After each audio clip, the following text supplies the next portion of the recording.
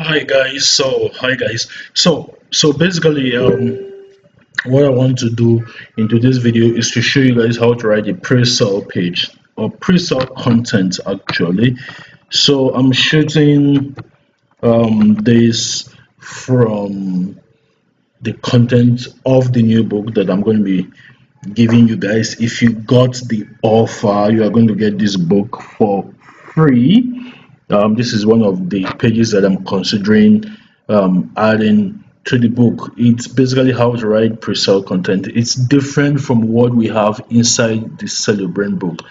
Now, what is inside the Celebrant book can work, but this is something that is updated, and I'm going to be sharing with you guys how to use it to create your pre-sale content. Now, your pre-sale content is something that you can put on a web page, or you can put it as a post on Facebook and advertise that post and use it to get clicks to your sales later.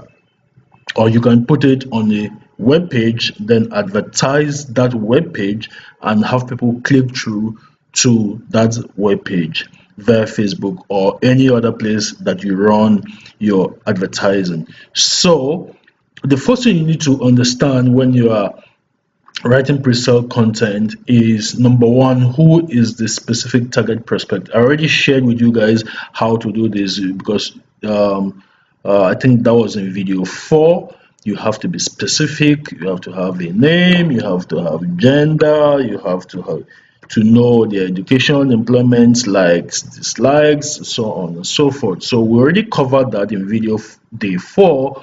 You can find out these things on Facebook, and that is because Facebook puts it all there. All right. So basically, uh, the first thing you need to know is what I call the seven W's. All right. So H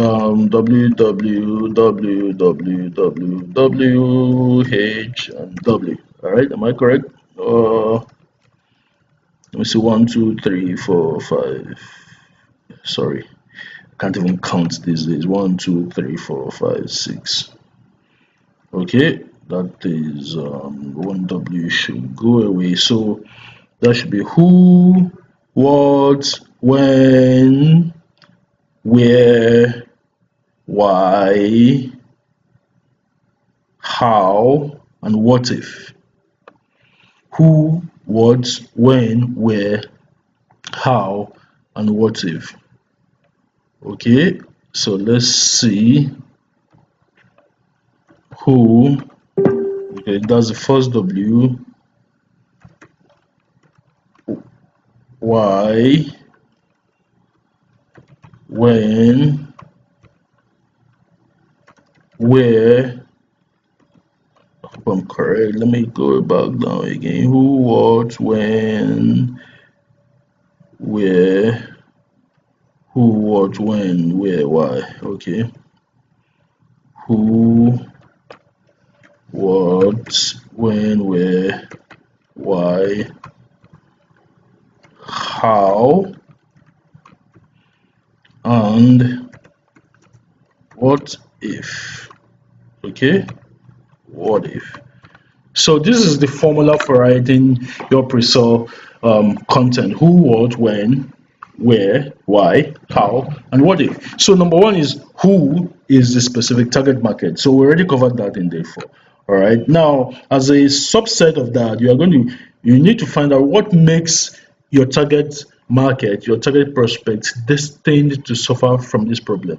Because when you need to find out what makes them destined to suffer from this problem, and you need to tell them it's not your fault. Something happened along the way, it's not your fault. Something happened and this bad thing happened to you. It's not your fault. Basically what you're doing is that you are empathizing with them, okay, and you're telling them that this thing that is their problem is an inevitable outcome. Okay, it's not your fault. Something happened to you and this problem happened. It was bound to happen.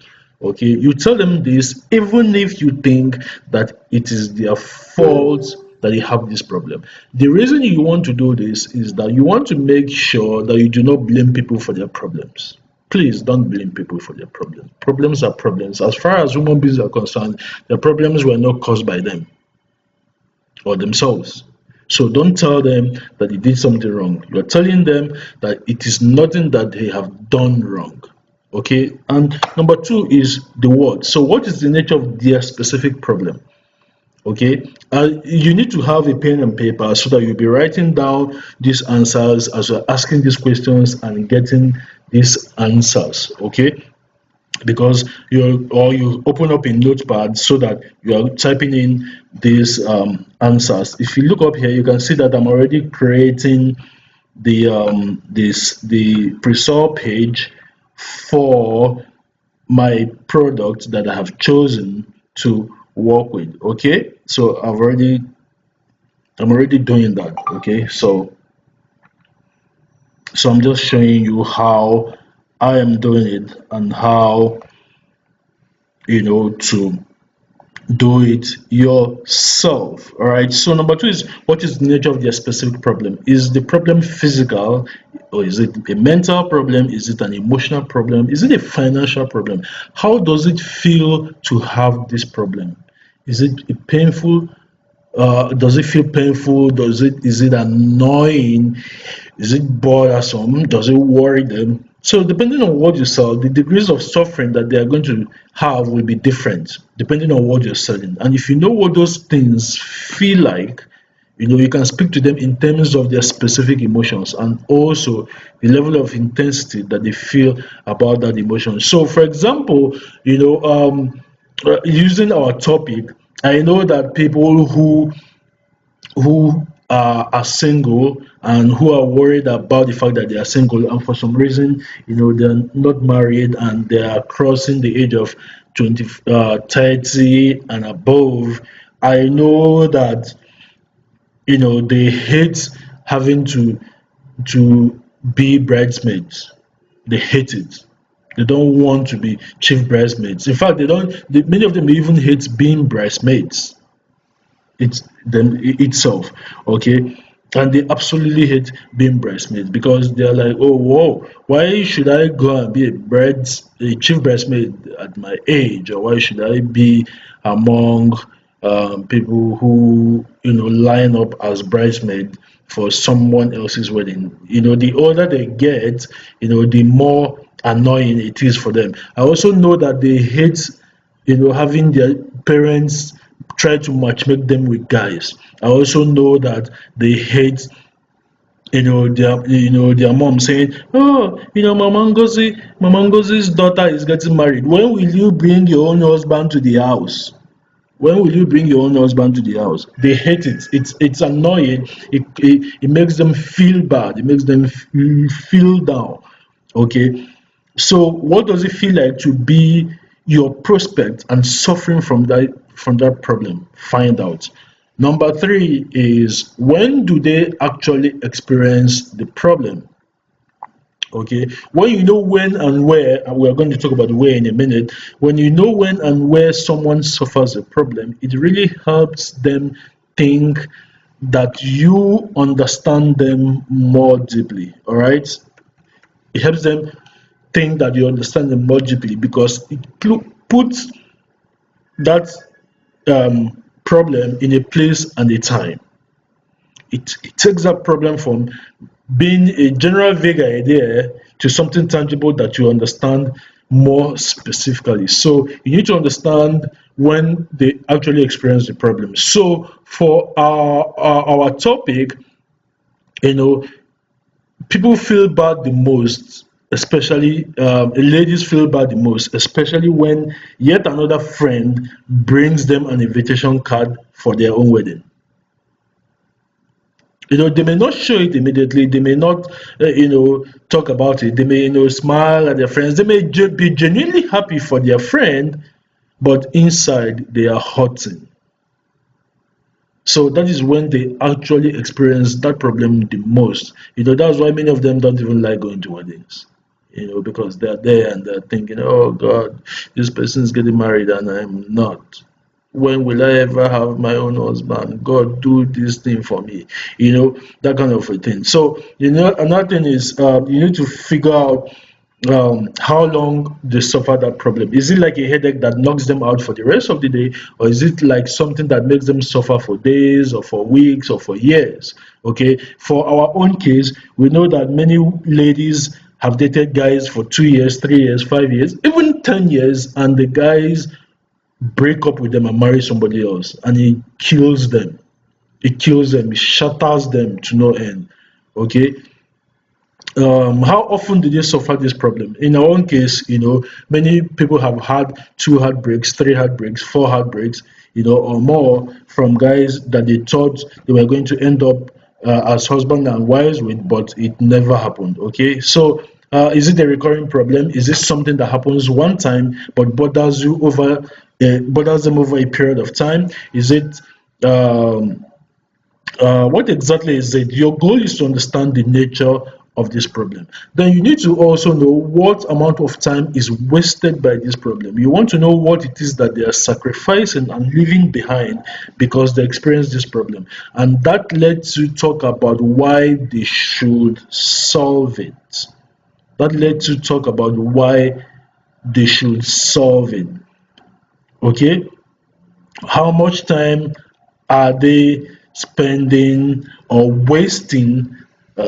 What are they sacrificing because of this problem? So in our case, they're wasting months and years of their lives, and time is going. As time is going, menopause is kicking in. Okay, so they're worried. They're so worried about it, and that's the reason why you have to tell them, this is why you have to solve this problem, because time is going. You're wasting a lot of time, you know suffering this. Okay, so and a lot of times what people do is they're not going to talk to anybody about it. They're just going to enjoy it and take it, because they're like, nobody else understands me, and they're right, because many people who suffer from problems, nobody else understands them. Nobody else. It's just them that know how it really, really feels. So, if you bring it up, if you bring up that thing that they don't want to talk to people about, and you talk about those things, they begin to get an affinity for you, and they feel like you really have a strong connection with them. Okay? And then number four is where else does this problem affect them negatively besides this actual experience of that problem directly? What else? How else is their life affected by this main problem that they're suffering? All right. So if this problem is bothering them, what else in their life is it touching? Does it affect their work? Does it affect their home life? Does it affect their friendships? Okay. Does it affect their ability to have fun? Does it make them unhappy in other ways other than that one original instance where they are suffering from that problem? So still using our example, okay, I know that ladies begin to get depressed. They begin to get depressed. They're not happy. You know, they are not, cheerful. Okay, they begin to resent their parents. They begin to resent anybody that tries to match make them with guys. All right, it begins to affect the quality of their work. They begin to stay indoors a lot more. They begin to eat so much. They begin to eat so much, and then they begin to get fat. And when they begin to get fatter and begin to get overweight, they begin to get uglier. They begin to look uglier. So it affects their self-esteem. It affects their confidence. Okay, it affects their works. It affects their relationships with their friends and their families. So what are the dominoes there? So what dominoes means is the chain reaction. What is the chain reaction that all of these things that have been affected cause in their life? Okay, so you have to describe what that tiny problem and magnify it. So when you amplify it and magnify it and make it so big, you cannot attribute every bad thing in that person's life to that little problem that they could just fix that problem and their life becomes perfect. All right. So number five is why. Okay. Why can't they solve this problem by themselves? Okay. So you have to talk about how it has never been their fault. Okay. I've talked about this earlier in step one, which is the who. I talked about why you should give them an excuse to blame somebody else. So you tell them, look, you cannot solve this problem by yourself because you didn't even cause this problem by yourself in the first place. It wasn't your fault. So how can you fix something that you don't even know how it happened? How can you fix it? Okay, so you have to give them an excuse. You have to give them something else to blame other than themselves. Okay, what led to it? Is it something that they inherited? Okay, is it something that is caused by their environment? Did the government cause it? Is it Buhari that caused it? You know, did Google do it? Is it Facebook's fault? What exactly is it that caused this problem for them? Give them something else to blame at this point. Okay, this is good for them because it helps them acknowledge the problem without feeling guilty about it, which makes them more likely to listen to you. It's basic human psychology because if you blame someone for your problems, if you blame someone for their problems, they will begin to rebel. I mean, think about it. You do it yourself, right? You are trying to do something, and somebody says it's your fault. You are like, no, it's not my fault. You try to wriggle out of that situation, and that was what happens. So don't blame people and tell them that it is their fault that something is happening to them. No, find something else to give to them so that they can blame that thing. Okay. And then, you also need to point out why this problem happens to them versus other people. Why is it happening to them? Why is everybody's life perfect and their own is in shambles? Okay? You need to explain it. You need to find out why and explain it and show it to them. Because when you do that, okay, they begin to think, oh man, this person understands me really well. Because you have to understand that people feel that the world is fair to everyone else except themselves. People feel, even you, for some reason, or in some specific cases, you feel that everybody is lucky except you. Everybody has it good except you. Everybody feels like that one way or another, depending on what the situation is.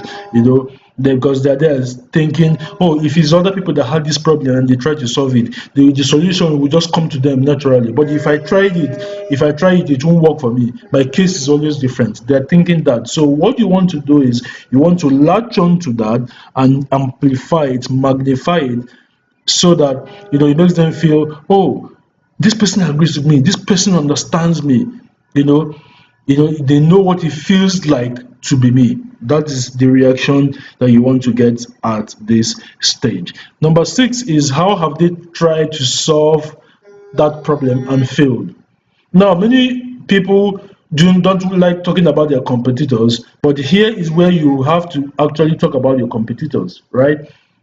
You have to talk about your competitors here because you need to point out the flaws in your competitors' product. Okay, so in our case, for example, I can say, look, I'm sure that you can go and buy a book on how to get a man.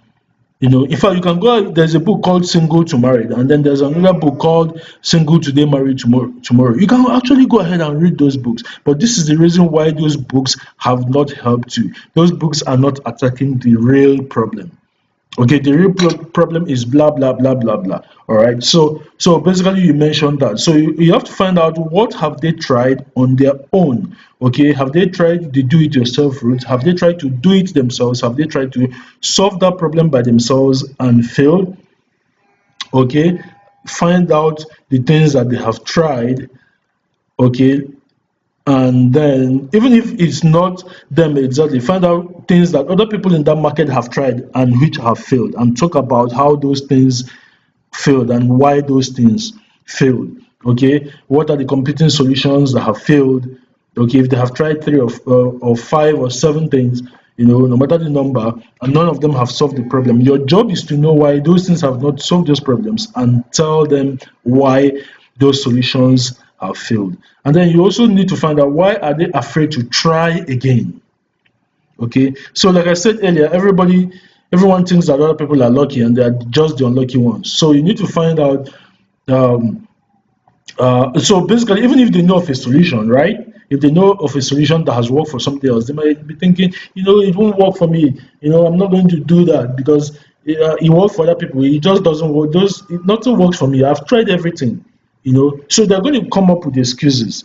Okay, you want to get familiar with what those excuses are and validate them and say, yeah, so if you do it that way will not work for you. If you go and read single to married or single today, married tomorrow, it will not work for you.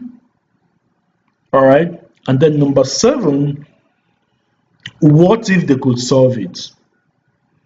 And this is where you start getting into their head and you start telling them, to imagine what it will be like in the future when this problem is solved. When this problem is solved, what is it going to be like for them not to have that problem anymore in their life? Okay? What is the future going to look like when they solve that problem? What is it going to be like for them not to have that problem anymore? And then you begin to reverse those ripple effects in step 4, right? Where it touches their work and their home life. So you tell them, imagine what it would be like for you to be married, right? Imagine for what it would be like for you to know exactly what to do to get a guy who will marry you, or if you already have a boyfriend now who is not committed, to get him to commit to you and marry you. Imagine, you are going to become happier. Your feelings of depression is going to disappear, right?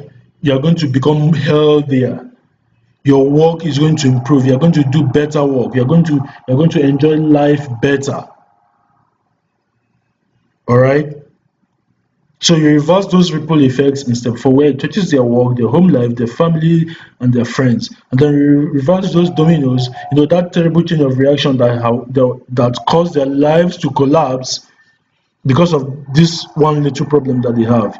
So you bring it all the way back to the beginning, to what it would be like to reverse all of that. Okay, so basically what you should do is you should think of these steps as building blocks. The answers will be different for depending on your product and your niche. And when you have done number 7, the next thing you do is you put a link to either your squeeze page if you want to collect emails before showing them your sales letter, or the direct link to your sales letter where they can go and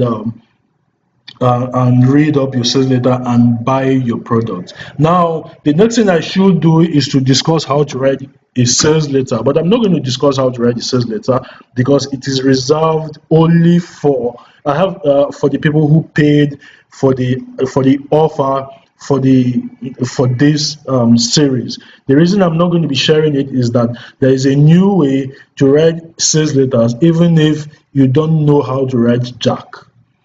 I paid $2,000 to learn that, and that is how I write sales letters now. So it's not going to be fair on the people who paid if I share that method here.